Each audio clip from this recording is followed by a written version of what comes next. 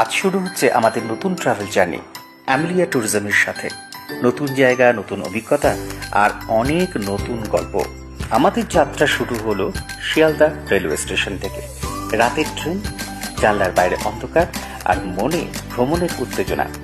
পরদিন সকালে আমরা পৌঁছে গেলাম নিউ জলপাইগুড়ি স্টেশন।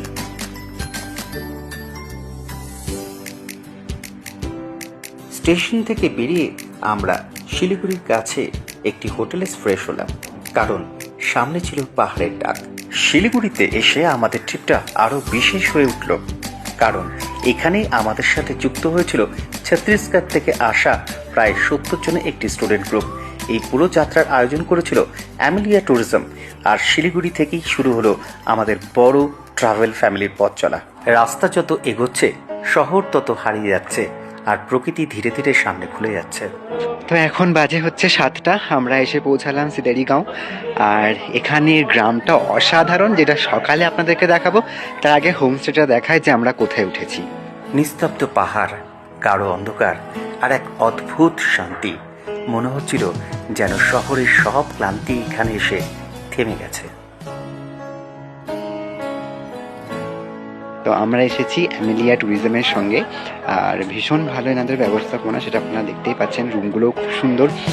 আর কালকে বাদবাকি আপনাদেরকে সবটা দেখাবো ডিটেলসে। পরের দিনের সকালটা ছিল একদম অন্যরকম। কুয়াশা, পাহাড়ি বাতাস আর হোমস্টের উষ্ণতা, এই সব মিলিয়ে সিলারিগাঁও যেন এক অন্য পৃথিবী। आप लोग कहाँ से आए हो? छत्तीसगढ़। अभी फिलहाल ठंड में कैसे लग रहा है? ठंडी के लिए बजा रहे, ठंड के लिए आए, ठंड में ही मजा है। अब कुछ दिन बाद तो ठंड नहीं रहेगा, वो छत्तीसगढ़ बोलो कोलकाता बोलो, बहुत अच्छे मजा आ रहा है। तो आज फिर से एक बार दूसरा कुछ एक्सप्लोर करना है। তো সিলারিগাঁওতে সুন্দর সকাল, যদিও কুয়াশাতে কাঞ্চনজঙ্ঘা ঢেকে গেছে, তবুও দেখিন প্রাকৃতিক সৌন্দর্য। সকালের সিলারিগাঁও ছিল শান্ত আর অপূর্ব সুন্দর। গ্রামের মানুষরা তখন নিজেদের কাছে ব্যস্ত, চারপাশে ধীর ছন্দের পাহাড়ি জীবন। আমাদের কাছে এসে দাঁড়িয়েছিল এক পাহাড়ি কুকুরও, আদর চাইছিল যেন সেও এই সকালের অংশ। হোমস্টের উঠোনে বসে ব্রেকফাস্ট করতে করতে দূরে পরিষ্কার আকাশে দেখা যাচ্ছিল কাঞ্চনজঙ্ঘা। সেই সকালটা ছিল একদম সহজ, শান্ত আর মনে রাখার মতো। সবাই মোটামুটি রেডি। এখন আমরা সিলেরিগাঁও থেকে বেরোবো সাইট সিন করতে করতে। ওদের হাসি আর অভিজ্ঞতা বুঝিয়ে দিচ্ছিল ভ্রমণ শুধু জায়গা দেখার নয়, অনুভব করার। এবার আমরা রওনা দিলাম পতঞ্জনের দিকে। পথে একটু বিশ্রাম নিতে আমরা শুনে নিলাম অ্যামেলিয়া ট্যুরিজমের আপকামিং প্ল্যান সম্পর্কে। हम लोगों का पैकेज जो रहता है, जैसे कि दार्जिलिंग 2 नाइट का पैकेज रहता है, दार्जिलिंग कालिम्पोंग ऑफबीट लेके पैकेज रहता है, वो 3 नाइट 4 डेज या 4 नाइट 5 डेज होता है। दार्जिलिंग गैंगटॉक लेके पैकेज हो सकता है। बहुत सा हम लोगों का पैकेज है। होम स्टे कैसा लगा आपको? बहुत अच्छा था, पीस था, काम था वहाँ पर, ब्यूटी था। सबसे अच्छा चीज मुझे जो लगा, साफ सफाई बहुत अच्छी थी, सेफ्टी भी थी, और जो एक एक स्टाफ था वहाँ पर, वो अपने काम के लिए डेडिकेटेड था और सबसे समर्पित था। পাহাড়ি রাস্তা, নীল আকাশ আর দূরের গ্রামগুলো, এই পথটাই যেন ছিল ভ্রমণের আসল আনন্দ। আমাদের গাড়ি এসে থামলো কিউখোলা ফলসের কাছে। কিউখোলা ফলস পূর্ব সিকিমের সিল্ক রুটের পথে এক মনোরম জলপ্রপাত।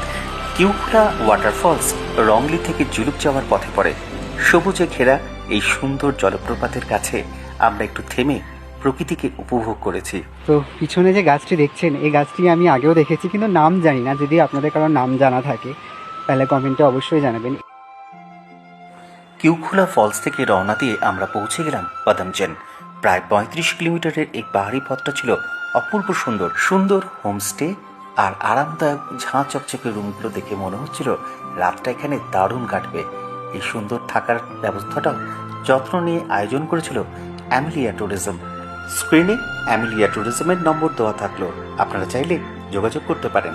Travel safe, travel happy, travel with Amelia tourism. এই পর্বটি কেমন লাগলো জানাতে ভুলবেন না।